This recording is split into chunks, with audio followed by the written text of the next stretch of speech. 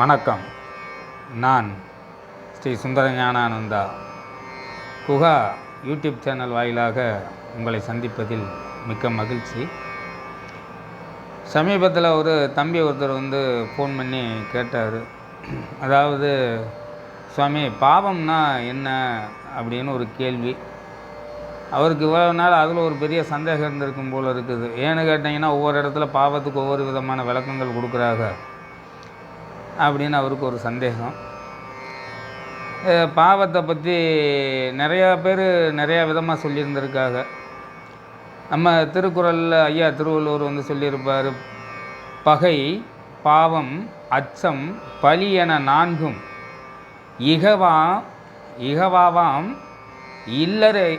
இல்லிரப்பான் கண் அப்படின்னு சொல்லி ஒரு பாடலில் சொல்கிறார். அதாவது குறளில் சொல்கிறார். அதாவது பகை, பாவம், அச்சம், பழி என நான்கும் இகவாவாம் இல்லிரப்பான் கண் அப்படின்னு சொல்லி சொல்கிறார். அதாவது இதுக்கு என்ன அர்த்தம் அப்படின்னு கேட்டிங்கன்னா, அதாவது இந்த பகை, பாவம், அச்சம், பழி இது நாலுமே தன்னுடைய அதாவது இல்லறத்தை மதிக்காமல் எவன் நடந்து கொள்கிறானோ அவன் அவனை விட்டு இது போகாது அப்படின்னு சொல்லியிருக்காரு.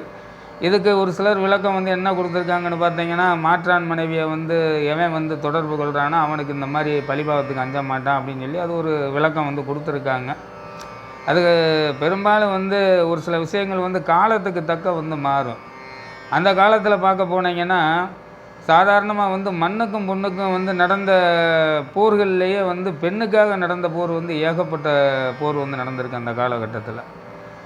அப்படி இல்லாமல் இருந்திருந்தால் ஒவ்வொரு ராஜாவுடைய அந்தரப்புறங்கள்லேயும் ஆயிரக்கணக்கான நாட்டு ராணிகளை கொண்டு வச்சுருந்துருக்க மாட்டாங்க. அப்போ அந்த நிலை இருந்த காலகட்டம் அது. அப்போ என்ன பண்ணுறாரு திருவள்ளுவர், இந்த 4 விஷயத்தை சொன்னார். பகையை சொன்னார், பாவத்தை சொன்னார், அச்சத்தை சொன்னார், பழியை சொன்னார். இந்த 4 யாரை விட்டு போகாது அப்படின்னு கேட்டிங்கன்னா, இல்லறத்தை துறந்து வாழக்கூடியவன் எவனாக இருந்தாலும், அதாவது குடும்ப வாழ்க்கையை நெறிப்படுத்தாமல் வாழக்கூடியவனுக்கு அந்த 4 அவங்ககிட்ட கூடையே இருக்கும் அப்படின்னு சொன்னார். இப்போ இதை விட இன்னொருத்தர் சொல்லியிருக்கார். கடுவெளி சித்தர்னு ஒரு சித்தர் ஒருத்தர். அதாவது கடுவெளிங்கிறது பரந்த வெளியை உடைய நில, அதாவது மனம் எந்த அளவுக்கு அடங்காமல் இந்த பேராழத்தை, அதாவது இந்த பிரபஞ்சத்தை இது அலசிக்கிட்டு இருக்குதோ அதை ஒருநிலைப்படுத்தக்கூடிய மனநிலையை ஏற்படுத்தணும்னு சொன்னவர் கடுவெளி சித்தர். அவர் என்ன சொல்லியிருக்காரு, பாவம் செய்யாதே மனமே, நாளை கோபம் செய்தே யமன் கொண்டோடி போவான் அப்படின்னு சொல்லியிருக்கார். பாவம் செஞ்சால் பின்னாடி யமன் கொண்டு போயிடுவார் அப்படின்னு அவர் சொன்னார். சரி, இப்போ அதில் பார்க்க போனீங்கன்னா, பெண்கள் மாற்றான் மனைவியை தொட்டால் பாவமாகி போயிடும்னு ஒரே வார்த்தையில் திருவள்ளுவர் சொன்னார். இவரும் பாவம் செய்யாதுங்கிறார். அந்த பாவத்துக்கான விளக்கம் என்ன அப்படின்னு பார்க்க வேண்டிய ஒரு நிலை இருந்திருக்குது. அதே மாதிரி மதங்களை பொறுத்த வரைக்கும் எடுத்துக்கிட்டிங்கன்னா, ஒரு சில மதங்கள் என்ன சொல்லுது அப்படின்னு கேட்டிங்கன்னா, கடவுளுடைய கட்டளைகளை எவன் ஒருவன் மீறுகிறானோ அவன் பாவம் செஞ்சதாக சொல்கிறாங்க. ஒரு மதத்தில் அந்த வார்த்தை வருது. அதாவது கவட்டையிலிருந்து கல், அந்த எரிகள் அந்த குறியை நோக்கி போகாமல் விலகி போனால் அது பாவம். அதுதான், அதாவது இந்த கட்டளைகள் இறையை மீறி நாம் செய்யக்கூடிய காரியங்கள் அது பாவச் செயலாக ஒரு சில மதங்கள் கொண்டு வருது. இன்னொரு சில மதங்களில் ஒரு பாவத்தை ஒரு கிட்டத்தட்ட ஒரு 7 வகையாக சொல்லியிருக்காங்க. அதாவது தற்பெருமை பேசுனா அது பாவம். அதே மாதிரி சீற்றம், அதிகமான கோபம் கொள்ளக்கூடிய நிலை ஒரு எடுத்தானா அவனுக்கு அது பாவம். காம வெறி பிடித்து அழைத்தல், அதாவது அதீதமான காமத்தை உடையவனாக இருந்து ஒரு நெறிமுறைக்கு அப்பாற்பட்டு வாழக்கூடியவனாக இருந்தால் அதுவும் ஒரு பாவம். அதே மாதிரி பேராசை, ஆசைப்படுறத விட பேராசைங்கிறது தன்னை மீறின ஆசைகளை எவன் வச்சுருக்கானோ அதுவும் பாவம். பெருந்தீனி திங்கிறது, அதாவது அதிகமாக உணவு, மற்றவர்களுடைய உணவை சேர்த்து சாப்பிட்றது, அளவுக்கு மீறின உணவு உண்ணக்கூடிய நிலை ஒருத்தனுக்கு இருந்தால் அதுவும் பாவம். அதே மாதிரி எடுத்துக்கிட்டிங்கன்னா, பொறாமைப்படுறது, ஒருத்தருடைய வளர்ச்சியை பார்த்து அல்லது ஒருத்தருடைய நிலையை பார்த்து பொறாமைப்படக்கூடிய நிலை ஒருவன் எடுத்தாலும் அதுவும் பாவம் அப்படின்னாங்க. அதே மாதிரி சோம்பல், வேலை வாய்ப்பு செய்யாமல் சோம்பலை படுத்து கிடந்தால் அதுவே பெரும்பாவம் அப்படின்னு சொல்லி ஒரு பாவத்தை சொல்லியிருக்காங்க. அதே மாதிரி எடுத்துக்கிட்டிங்கன்னா இயல்பாக வந்து பொதுவாக வந்து ஒரு சில இடங்களில் வந்து 2 விதமான பாவத்தை சொல்கிறாங்க. என்ன பாவம் சொல்கிறாங்கன்னா, பிறப்பு நிலை பாவம், அதே மாதிரி செயல்வெளி பாவமும் ஒரு 2 விதமான பாவம் இருக்குது அப்படின்னு சொல்கிறாங்க. ஆனால் சொல்லப்பட்ட எல்லா விஷயங்கள்லையும் பாவம் பாவம் பாவம் தான் சொல்கிறாங்களே ஒழிய, அந்த பாவம் வந்து எப்படி வந்து தொடருது அப்படிங்கிற ஒரு நிலை வந்து எடுக்க முடியல.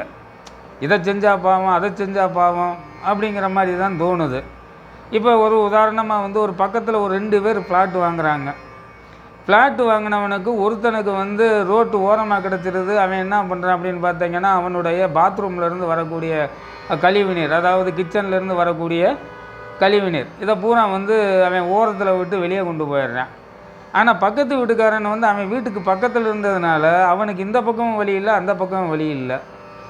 இப்போ இதில் என்ன பிரச்சனை அப்படின்னு பார்க்க போனீங்கன்னா, இந்த நடுவு வீடு இருக்குது பாருங்கள், இந்த வீட்டுக்கு இடையில நடுவில் இருக்கான் பாருங்கள், அந்த வீட்டுக்காரன் வந்து எங்கிட்டு வந்து கழிவுநீர் போவதற்கான வாய்க்காலை திறந்தாலும் அவனுக்கு பாவம் தான் வரும். ஏன்னா இந்த பக்கம் திறந்தா இவன் சத்தம் போட்டு பாவம் தான், அந்த பக்கம் வந்து ஓப்பன் பண்ணாங்கன்னா அங்கிட்டு அது வந்து பாவமாக தெரியும். என்ன பாவம்? நீ செய்கிறது பெரிய பாவம், கொசு தொல்லையாக இருக்குது, நாறுது, வீசுது, வாடை அடிக்குது. அப்போ பாவங்கிறது என்ன அப்படின்னு பார்க்க போனீங்கன்னா, ஒரு செயல் தான் இங்கே வந்து பாவமாகப்படுது. ஒரு செயல் தான் பாவமாக வந்து படுது. இந்த உலகம் தோன்றி மனிதன் எப்போ வந்து சிந்திக்க ஆரம்பித்தானோ, சிந்திக்க ஆரம்பித்த காலத்தில் இருந்து ஒவ்வொரு முறையும் நடைமுறைப்படுத்திக்கிட்டு வரக்கூடிய காலகட்டங்களில் ஒவ்வொரு விதமான செயல்களை வந்து பாவமாக வந்து உருவாக்குனாங்க. இப்போ ஒரு சில மக்கள் இருக்காங்க, அவர்கள் வந்து பெரும்பாலும் பார்க்க போனீங்கன்னா தன்னுடைய சகோதரி மகளை வந்து திருமணம் பண்ணிக்குவாங்க. ஆனால் ஒரு சில மக்களுக்கு வந்து சகோதரி மகளை திருமணம் பண்ணால் அது வந்து பெரிய பாவமாக வந்து கருதப்படுது. அதே மாதிரி பார்க்க போனீங்கன்னா மனைவியுடைய சகோதரியை திருமணம் பண்ணால் ஒரு சில மதங்கள் வந்து அதை ஏற்றுக்கிறது கிடையாது. அதே மாதிரி தாய் வழி உறவுகளில் வரக்கூடிய பெண்களை திருமணம் பண்ணுறாங்களே ஒழிய ஆண் வழி உறவுகளில் வந்து திருமணம் பண்ணாமல் எத்தனையோ மதங்களில் வந்து இருந்துகிட்டு இருக்குது. இது காலத்துக்கேற்ப சமுதாயத்திற்கேற்ப தான் இந்த பாவ புண்ணியங்கள் பூராமே ஏற்பட்டுக்கிட்டு இருக்கே ஒழிய நிரந்தரமாக இதுதான் பாவம் இதுதான் புண்ணியம்னு சொல்லி முடிவு பண்ணுறதுக்கான வழி வந்து கிடைக்க மாட்டேங்குது. வழி அதாவது செயல் வந்து கிடைக்க மாட்டேங்குது.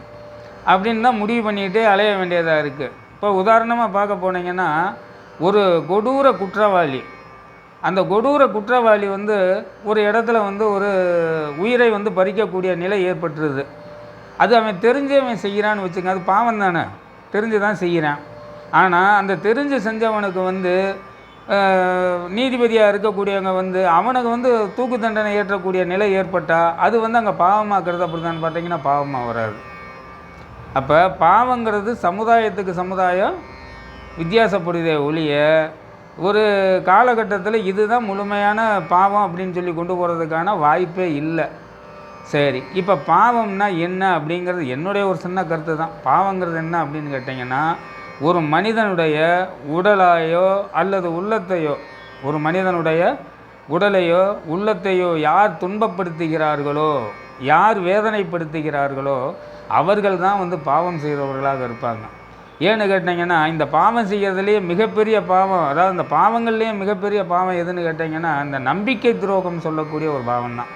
அது ஆணாக இருந்தாலும் சரி, பெண்ணாக இருந்தாலும் சரி, அது வயது மூத்தவங்களாக இருந்தாலும் சரி, வயது இளையவங்களாக இருந்தாலும் சரி, இங்கே அதுக்கு வந்து வயதுக்கோ இல்லை அதாவது இனத்துக்கோ, அதாவது வந்து பாலினத்துக்கோ வந்து வித்தியாசம் கிடையாது. ஒருத்தருடைய நம்பிக்கையை மற்றொருவர் துவேஷமாக எண்ணி அந்த நம்பிக்கையை யார் சிதைக்கிறார்களோ, ஒருவர் மூலியமாக யாருக்கு உள்ளத்தினால் துன்பம் ஏற்படுகிறதோ, ஒருவர் மூலியமாக யாருக்கு வந்து உடலால் துன்பம் ஏற்படுகிறதோ அவர்கள் வந்து பாவத்தின் முழு பலனை வந்து அணிவிப்பதற்கான வாய்ப்பை வந்து ஏற்படுத்தும் காலம். இதுதான் இதில் உள்ள ஒரு முக்கியமான விஷயம்.